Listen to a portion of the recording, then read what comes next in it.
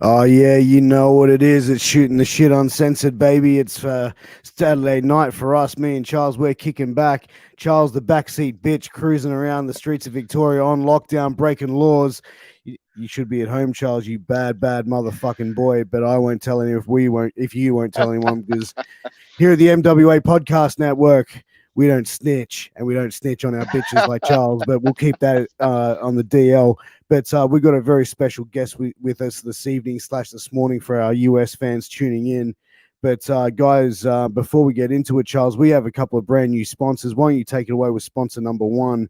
Why don't you tell everyone about this healthy vape style? Yeah, healthvapes.com. They're vitamin infused vapes.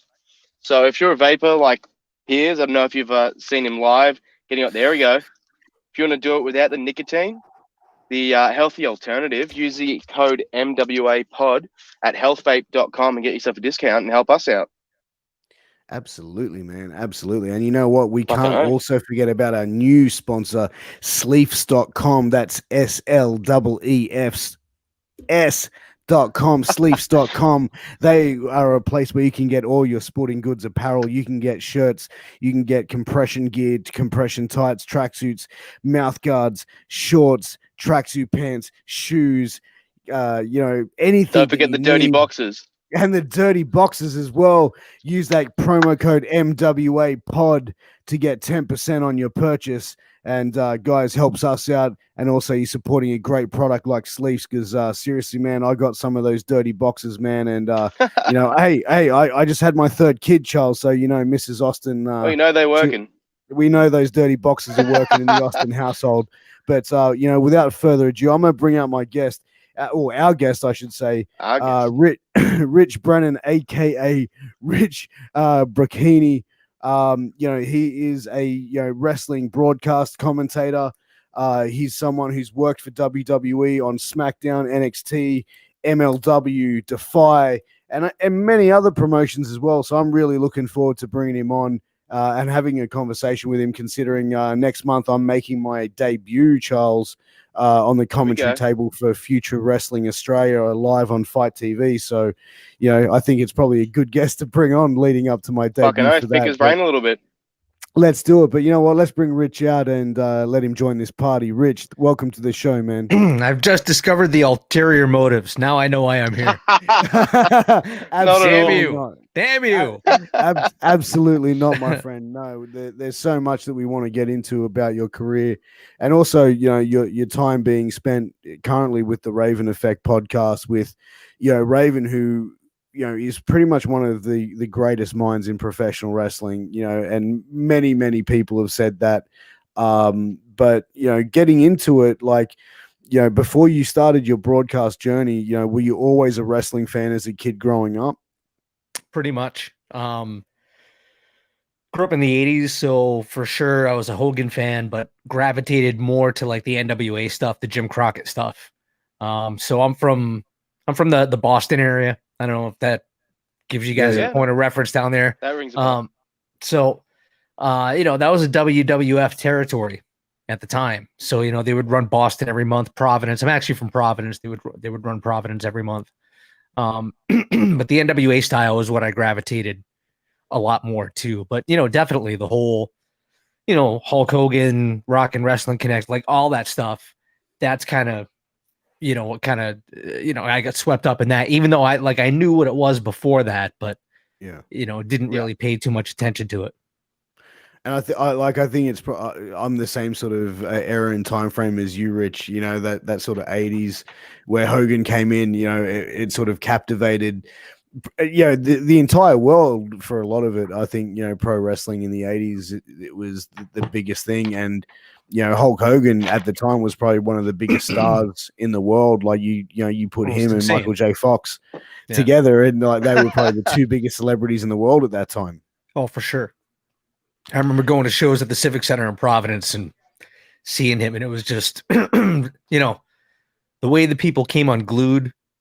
And maybe that's my 9 or 10-year-old brain telling me this, right? But I just remember the excitement level being similar to that. When your favorite soccer team or hockey team or whatever, like for me, when the Boston Bruins finally won the Stanley Cup, right, and I went ballistic, right. But it felt like that all the time, no matter when Hogan came in. That's what it felt like. So yeah, he really transcended a lot. Yeah, and that's the thing, like, and Hogan's probably even admitted this as well. He wasn't the greatest in-ring performer, but as far as like, an entertainer, he just had that shit on lock. Like what he did well, he did really well, and that's what got him the attention and got himself over. Yeah, I mean, he wasn't going to work a technical masterpiece match, right? Like you look back you look at the match that he won the title from the Sheik, and you look at that and you're like, really? That's it? Yeah. But it's the moment. It's the it's the energy. Yeah, it was the they have a saying up there, like they sell the sizzle, they don't sell the steak. Exactly. So it worked. Did you ever like want to get into the business yourself as far as like an in-ring performer? Oh, probably when I was 10 or something, Yeah. 10 or 11. Oh, yeah, I'll be a wrestler, right? But no, there was a little indie promotion in the Rhode Island area, and I had friends that were involved in it. At that point, I had mentally checked out of it. I can tell you the exact moment that happened. I was working at the local arena, the Providence Civic Center, and I was selling like cotton candy or lemonade or something. It was at a WWF show. I'm just walking around or whatever, and I'm just looking at the people. It's 1993, so it's 93, 94. WWF's at its cartooniest, right? Yeah. And I'm just looking around, and I just remember seeing like this, this kind of, imagine you're toothless, dimwit, just at the top of her lungs, screaming at the Brooklyn Brawler, you suck, man. It's like, and she was so mad at him. But I'm like, if you're that, he was Steve Lombardi 2 weeks ago. He's Steve Lombardi. He's been Steve Lombardi here for years. You know exactly who he is. Yeah. You can't really be that mad about this. And it just kind of like, as a 17-year-old kid at that point, I was just like, I can't watch this stuff anymore. I can't. I'm like, I can't, So I kept my finger on the pulse of it. I dabble in and out. I get briefly excited again when Hogan turned heel, like everybody else did. And, not too long after that, I became a dad for the first time. So, my focus on wrestling was kind of, I still kept up, but, I wasn't anywhere near at that point as involved as, or paying attention to, I was a 21-year-old kid trying to work my ass off and support my kid. So, yeah. Priorities elsewhere, and that's fair enough. And that's the thing, having a child so young as well, I think it makes you grow up. Like I've got 3 kids, but I had mine when I think when I was my first one when I was 34. So okay. Like it's I think it was a bit later in life, but 21, man, that's a huge challenge because even at that age, and I'm sure you'd agree, like you're still a baby yourself in a lot of ways.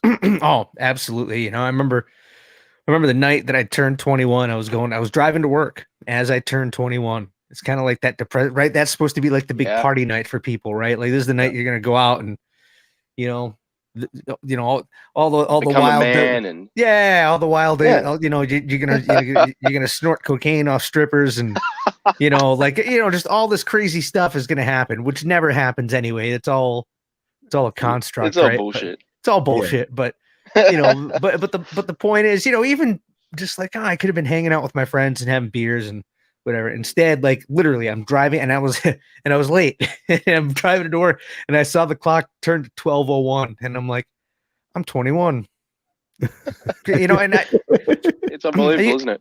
Are you guys Simpsons fans? Yeah, big time. Yeah. Okay. So the one when Lard Lad shows up and Homer says he came to life. Good for him. That's what I felt like. I was like, I'm 21. Good for me. Exactly. So yeah, it's always the journey is always better than the destination. Really is. So what actually like led you to get into, commentary as well? Like, was it something that you went and studied as far as like in, journalism, broadcasting? Was that sort of on your path? So sort of kind of when I went to college, university, what do you guys call it over there? Is it university? Yeah, we call it uni. Yeah. All right. So, college, same thing. But there's a college radio station at the one that I went to, and that's at a point. I don't know if it's ever been a big thing in Australia, but in the States, college radio, to a much lesser extent now, but especially in the 80s and 90s, is a big deal. It was heavily marketed for the kind of stuff that we'd be into, and it was fun. It was cool to do. I just kind of had an inkling that I wanted to do that. I played hockey in high school. I was trying to find a way to stay involved in hockey. Then one thing led to another, and I'm 20 years old, and I find out that I've got a kid on the way, and I had quit school. Like, it was a year and a half in. I had basically screwed off for a year and a half, and just, so I'm like, all right, I got to figure something out. So it's like, all right, I'm gonna go back to school. I'm gonna get these grades better. I'm gonna get into my major, which I know I'm gonna be excited about, right? Now that I'm like a little more focused, I kind of know what I'm going to do. I got a degree in communications, which, whatever. But my idea was to get into public relations. But the real goal is I wanted to do play-by-play in the NHL. That was my goal. Right. So get the PR degree, go work for a hockey team, be the radio guy, the TV guy. And I did that. I did that for a number of years. The wrestling thing just kind of happened in a weird, organic way that just still, honestly, to this day, kind of blows my mind. Like the fact that you guys even know who I am. You know what I mean? Like seriously, I was a double A, minor league hockey announcer. I wasn't anything, And so how did you get your first opportunity in the wrestling business? So this is weird. It all kind of ties back to, I was working for this hockey team down in South Texas, right on the Mexican border, actually, which is interesting. That's awesome. But anyway, so Carmine Despirito, who booked, the IWA Midwest or whatever it was, had that real influential run or whatever. He came down to Brownsville for whatever reason. And then I remember they booked this one big show, and it was actually held in an old Circuit City, which is like a Best Buy, or, you go and you buy your stereo there, right? Yeah. They closed down. So you had all these empty big box buildings. So we're going to hold this show with Blue Demon Jr. in this thing, awesome. Right? And my buddy ended up being the ring announcer, and he said, "Hey, do you want to come hang out at the show?" Man, why not, right? So I go down there with him, and I got to be the timekeeper, which I thought was just the coolest thing. Oh, cool! I get to ring the bell, awesome. Right? Like, no inklings or whatever. So about a year later, I moved up to Houston, and it turned out that there was an NWA promotion in Houston, and it also turned out that the guy that ran the NWA promotion is somebody that I knew, briefly from when I worked in arena football. The hockey team I worked for also had an arena football team. The seasons run opposite each other. It's just a way to keep dates in the building. Yeah. That's awesome. So one thing led to another, and I ended up becoming the ring announcer. I wanted to referee. I trained to referee a little bit, took some bumps and kind of learned, some of the basics. But they needed a ring announcer, so I became the ring announcer. And one thing led to another, and the same friend that actually brought me to that first show to ring the bell was working with Booker T and was calling his shows in Houston, but he had just taken a job working for the Globetrotters, the Harlem Globetrotters, going on tour with them. So he recommended me to Booker. One thing led to another. I ended up working for him. I ended up, building his website. I was part of the team that, really got their web show off the ground. And this is, 2013, before a lot of this stuff was, there was really a template for it. Right. Yeah. We actually had the show on TV for a little bit as well. So that was cool. But yeah, one thing led to another, and I wasn't happy at the job that I was at, and my wife at the time kind of nudged me to talk to Booker. I had spoken with the Houston Texans, the NFL team, about a potential job. Then that didn't work out, but the director of broadcasting had told me that he thought I should be calling big league sports. So, I don't know. Like I said, my wife, ex-wife, kind of nudged me, so I talked to Book, and I'd been working with him, and he was like, "Yeah, get something together." Like literally, next thing I knew, I'm at a tryout in Orlando, and next thing I know, I'm moving from Houston to Orlando, and it's the whirlwind. It was it's crazy, isn't it? It was legit. It was a rocket ride, man. It really was. Yeah, and rocket ride. And getting to go over there through to over into going to WWE. How did you find going in there? Like, was there a lot of like training that they put into you on how they wanted their broadcasters to be? Yeah, it's something that's been talked about, especially recently, the last couple of weeks with the training, or not so much of announcers that come in. It's really difficult. Here's the problem. It's really difficult to put somebody through the paces of what one of those live shows is like, right? Yeah. In my instance, I spent a lot of time in the voiceover room at the Performance Center calling matches. There really wasn't a way. Maybe looking back, we probably could have found a way, but what you really need to get good in that role, okay, number one, you have to be able to call a match. You have to be able to understand the basic psychology of a match, what's happening, and all that. That's the easy part. That becomes the easy part. The hard part is making sure that you come back from break and now you're going to throw to a package that just changed because of whatever. So now the thing that's on your run sheet, but they're telling you this through your headset literally right before you're going to do it.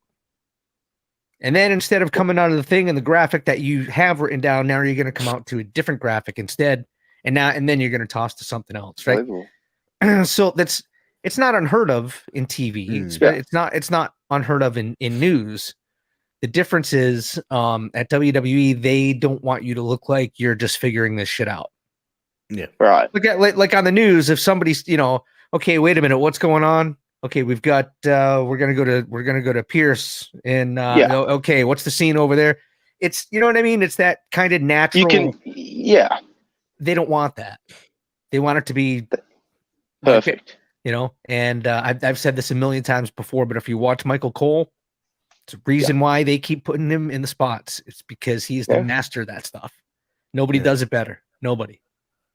Well, that's what I was going to ask is having obviously working there, having someone in your ear, like obviously I assume being a commentator, you've got to get that sort of roll on, like you want to get into a groove.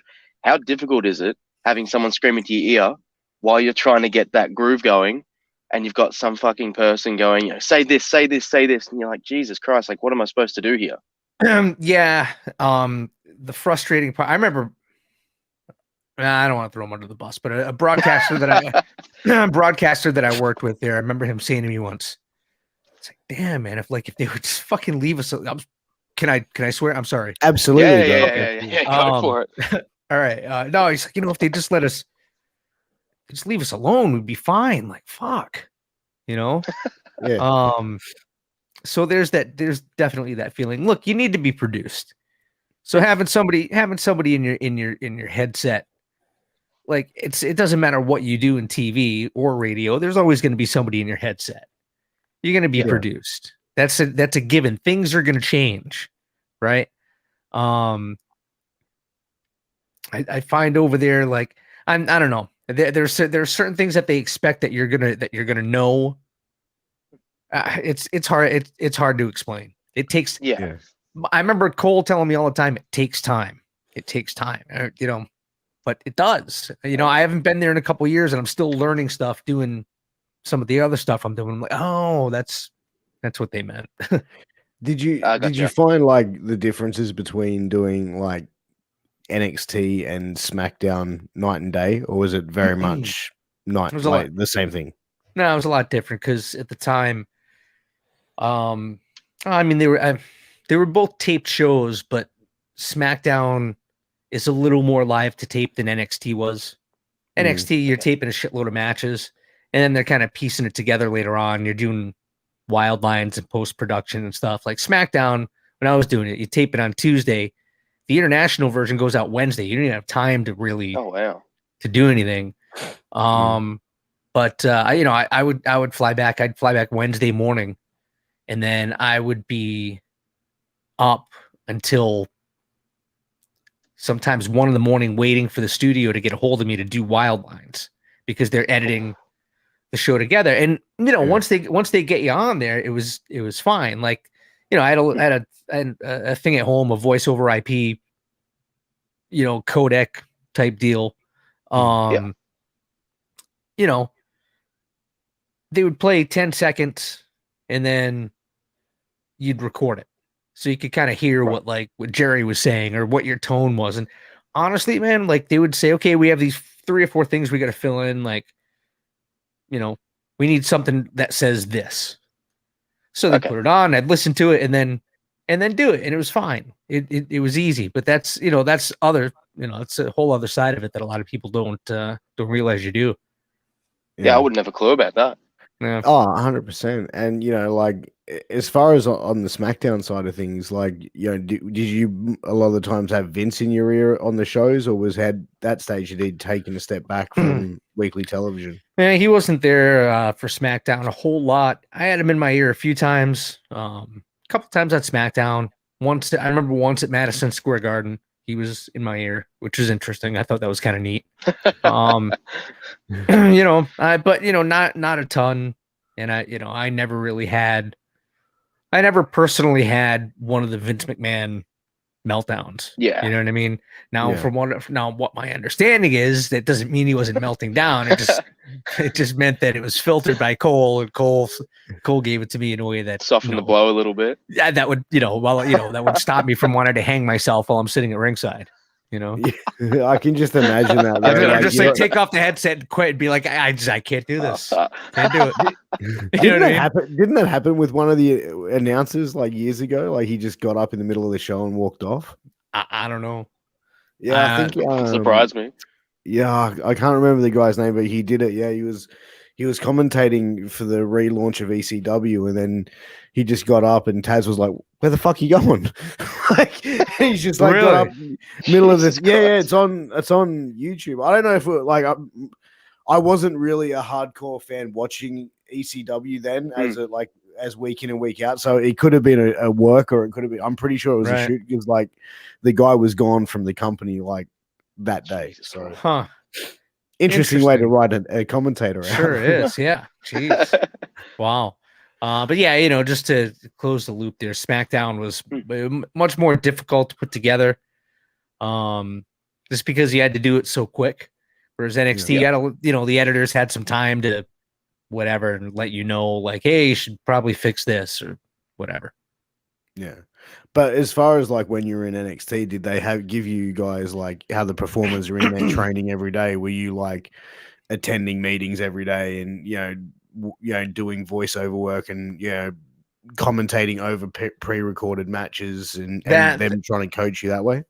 That was the majority of the day, but you'd help out with other stuff, running the camera during promo class, or sometimes being in the ring shooting stuff for the coaches. There really wasn't a formal plan for announcers. It was just kind of figure it out. Yeah. Okay. Because it is a difficult thing to teach. I said this elsewhere. There's a million guys that can call wrestling matches. Yeah. Right. Yeah. Not a lot of people that can do wrestling on TV because it's two different things. Or at least for the style that WWE wants. I should probably clarify that. But wrestling on TV has gotten there's a lot of moving parts, and that just becomes, especially when things get changed on the fly like they do, it can be difficult to keep up with. And, think about this too. If the viewers at home are watching this thing and they have no idea what the story is that's going on, I guarantee you the announcers are thinking the same thing. And you're like, I don't know how to Like I can't. I can. And that makes the I can make a B and A and a C and B, but I can't make an F and D. Exactly. Exactly. And the thing is as well, like it's like if the announcers can't articulate what's happening in the ring, then it's like, you're devaluing the product. You're devaluing on what the workers are doing. And then because the audience is just going to go disengaged. Yeah. Yeah. Yeah. It's difficult. It's not an easy road to navigate, as I think is proof. Like it's funny. People are like, I don't remember. He was only there 2 years. I'm like, yeah, it lasted longer than pretty much everybody. It's, that comes, which, is not I'm not laughing at that, but it's a revolving door. You know what I mean? It's crazy. It's nuts. It really is. So what led to your departure from WWE? They told me that my contract was being canceled or cut or released. I was released from my contract. Yeah. Never got a reason why. Like, did you ask and would they just say, "Oh, we'll look into it and we'll get back to you"? Yeah, I asked and it was, we can't get into that. Like, you can't tell me why I'm being released. That's ridiculous. Which any other business in the world, it's like if they're gonna fire you, it's like, okay, we're gonna let you go, and this is the reason why. It's because you're an asshole, or you did this, you failed to do this. There's always reasoning, but the wrestling business, it's like, oh, bro, no, we can't tell you that. We'll get heat for telling you that shit. Who knows? I've said before, it could have been that, between me, Cole, and Morrow at the time, you had, 3 white guys with glasses and dark hair. Like, one of them's gonna go, right? Like, seriously, it's the craziest thing. It could have been, it could have been Vince decided he didn't like my crooked nose one day. It could have been, it could have been. I went to a Bernie Sanders rally like a month before I got let go. For all I know, seriously, for all I know, somebody saw that and Vince saw it. God damn it, Trump's running. Bernie Sanders, fire him. Like, you know what I mean? I don't know. I legit don't know. So it's crazy. It's insane. But like legitimately, I don't know why I never thought about that before and why I didn't think about it at the time. Maybe I shouldn't post this. But I was like, whatever. I was. But I've thought about that. I'm like, God, I wonder if somebody saw that seriously and said, yeah. I mean, well, the way the world is. Well, you look at Jimmy Jacobs. He got fired from WWE, who was one of the writers. Yeah. And because the Bullet Club, Cody and the Bucks did the invasion on Raw. And he's buddies with the Bucks, so he goes out there, takes a selfie with them, posts it on Twitter, and then it's like a week later, he's like getting called into the office, and there's like, and he got released for a selfie. He knew what he was doing at that point. 100%. I've actually interviewed him. I actually interviewed him and asked him about that, and he said that he just got out of rehab, and he just went back to work at WWE, and he just said, you just can't work on that place and not be on drugs. Like he goes, I don't know if it was just my social anxiety and the drugs were helping me cover it, but he goes, I went back and was just like, what the fuck? Like, and a sober person, I was like, that's crazy. There is a joke that you end up with PTSD when you come out of there. No, I'm serious, man. Like, that's insane. I would be willing to bet that there are certain people that would be like, oh yeah, because it's hard. It's really hard to explain. That's what I've never been big into drugs. Cocaine. I don't understand the resurgence. Yeah. But after driving some of those trips, like, I get it. You know what I mean? Yeah. It's like I didn't. That's the craziest part. I didn't do it, but like, and I'm doing it, once a week, driving these trips, once, maybe 2 trips a week. Yeah. And I thought, like, God, I couldn't imagine doing this like 5 days a week. You know what I mean? Yeah. And then punishing yourself in the ring and then working out and going to a bar, probably getting to a hotel at 3 a.m. Right now, you're so amped, you can't sleep. So now, you're hungover, you're taking somas or what. Like, I Yeah. get it. I understand how it happens, Yeah. So, and I think especially in that, it just sort of creeps up a lot of times, and next thing you know, the guys are just like You don't at that realize. sort of level of addicted to it, So yeah, for sure. Yeah, look, I think that's where the wrestling business has always been. Is like, the amount of punishment that the guys take, and the life on the road. It's just a taxing fucking thing. Yeah, it really is. It really is. But yeah, look, it is getting that time of the show, guys. So we are going to go into Guess the Aussie Slang Game. We have pre-warned Rich. We've told him all about it. All right. So how this is going to work, Rich, is I'm going to throw you out an Aussie slang word. I'll put it in a sentence, and you've just got to tell me what the slang word means. All right. All right, you ready to go do this? Let's do this. Let's try it. All right. So the first word is durry or durries. Hey, Rich, got any durries? I don't know. Smokes. Yeah, there you go. Bang. He's Okay. got it. There you go. Right off the bat. Yeah. Okay. Hey, you fellas fancy going for a couple of frothies? Oh, it's a beers. Easy. Bang. Two Fucking for two, two from man. two. Rich is good. You're already He be- every time I'm on this, the second someone gets two of them right, they're already better than Russo. All right. How's Oh, he this was one? bad. I love him. Budgie smuggler.